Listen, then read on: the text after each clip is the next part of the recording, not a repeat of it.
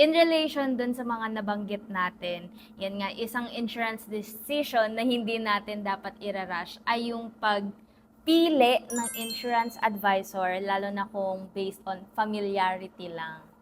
Yung aking patotoo dyan, kumuha ako sa advisor na never ko pang na-meet at hindi ko personally kilala. Kasi nung nag-start na ako mag-work, open na ako about insurance, na-research ko na bakit siya important, yung about personal finance. So, isa talaga sa checklist ko, kumuha ng insurance. And marami akong kakilalang insurance advisor. Mga part-time, full-time, ka-church, ate ko sa university. Yun, in-approach din nila ako. Kinausap ko din sila. Pero, kumuha pa rin ako sa advisor na sa tingin ko ay alam yung sinasabi niya. And at the same time, gusto ko rin talaga yung plan na ino-offer. Ni-research ko na rin.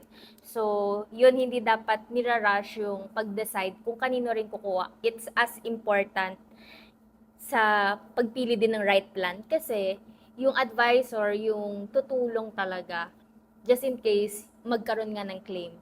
'Di ba? Yung advisor yung bridge between the client and the company. So, magandang pag-isipan din, i-take din yung time. Sino ba yung talagang sa tingin mo ay nandyan for a very, very long time, hindi lang for this time. Kasi on your part as the client, it's a commitment. So, dapat ganun din sa advisor. Committed din dapat siya sa'yo as a client. Yung dyan sa pagpili ng financial advisor or insurance advisor, hindi lang dahil kapatid mo or tita, pinapakuha ka, tapos hindi na sa'yo nag-present. Yun yung mga usual na mga kwento. Na dahil sinabi ng tita mo sa'yo na kumuha ka ng plan, kumuha ka, nagbabayad ka, pero hindi mo alam yung coverage, matatamaan na naman doon yung pangalawa, na hindi mo alam yung kinukuha mong benefits sa plan. So ayaw natin na ganon. You have the freedom to choose kung sino talaga yung gusto mong advisor, kung ano talaga yung gusto mo na plan. Kung kailangan mo mag-research, parang yung ginawa ni Denise, to talk to as many people as you can, sa mga kakilala mo, para ma-screen mo kung sino talaga yung gusto mong advisor. Kasi ako, syempre pag maghahanap rin ako ng salesperson, whether sa real estate, kunyari, bibili akong property, or bibili ako ng gadget dyan sa Apple, gusto ko magaling. Parang syempre dahil seller ka, alam mo na yung binibentahan ka versus sa equip sa product. So, bago ako mag-walk-in sa store, pinanood ko na sa YouTube, nagtingin na ako ng reviews. Pag pumunta ako doon, inaalam ko na itong product A at product B, anong pagkakaiba niyan. Willing na ako bumili. Pero kailangan ko lang mag-decide alin dun sa dalawang cellphone, na iPhone, ang bibilin ko today. iPhone 17 lang ba or iPhone 17 Pro, Pro Max? So, ganun rin yung kailangan na mangyari. And maganda rin yung pinoint out ni Denise na advisor na magstay sa'yo for a long time. Kaya always ask kung gaano katagal ka na dyan sa company na yan. Mas nagmamatter for me yung company, hindi sa insurance industry. Kasi meron akong mga kakilala na different insurance companies na inalipatan, nothing against them, pero mas maganda rin magkaroon ng familiarity na even highs and lows, ang mga na-experience mo sa industry, sa company, nandyan pa rin siya para sa'yo.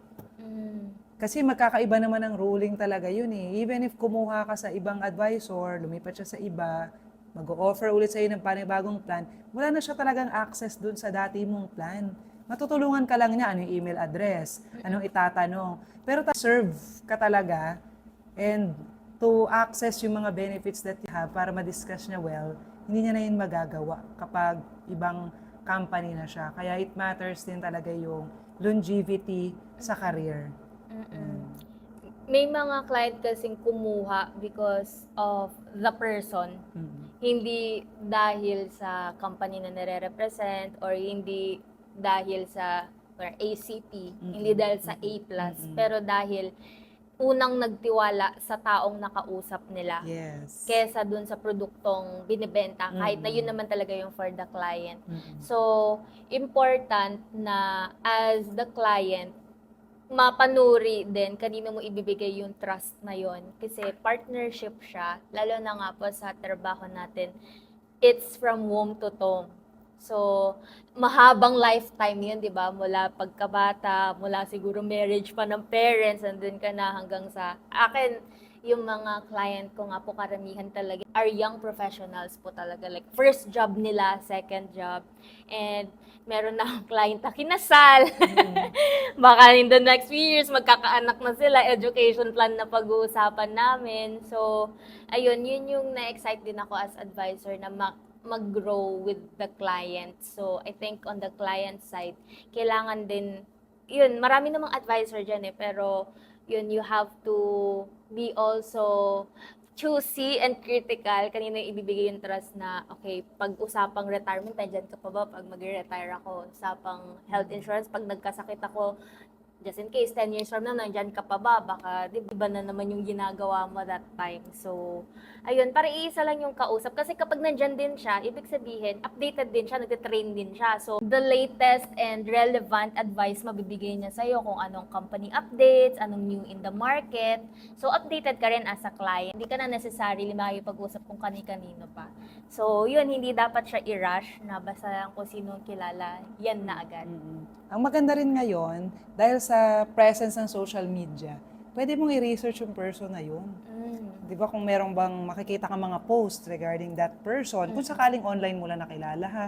Pero syempre kapag endorsed by your friend, kasi financial advisor niya, it's a different story. So ibang kwento naman coming from that friend of yours na nag-serve sa kanya in the past years. Yeah. So, ibig sabihin, dahil ni-recommend niya, maganda rin yung naging experience niya. So, okay din yon na may initial trust na rin. So, i-try mo pa rin, kausapin mo pa rin, ganyan. So, yung point lang namin, isa ito sa mga bagay, kung kukuha ka ng insurance, hindi din basta-basta dapat Madaliin. madaliin or may value siya. Hindi lang yung plan yung binibili mo, hindi lang yung company, pero service ng sinong advisor.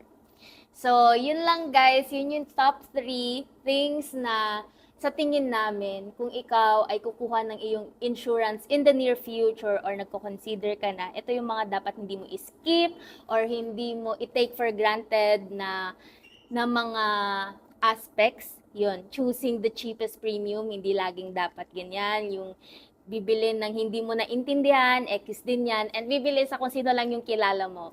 So, I hope nakatulong to sa inyo, and kung meron din kayong additional inputs, feel free to comment, guys. Yun lang. So see you in our next episode. Bye!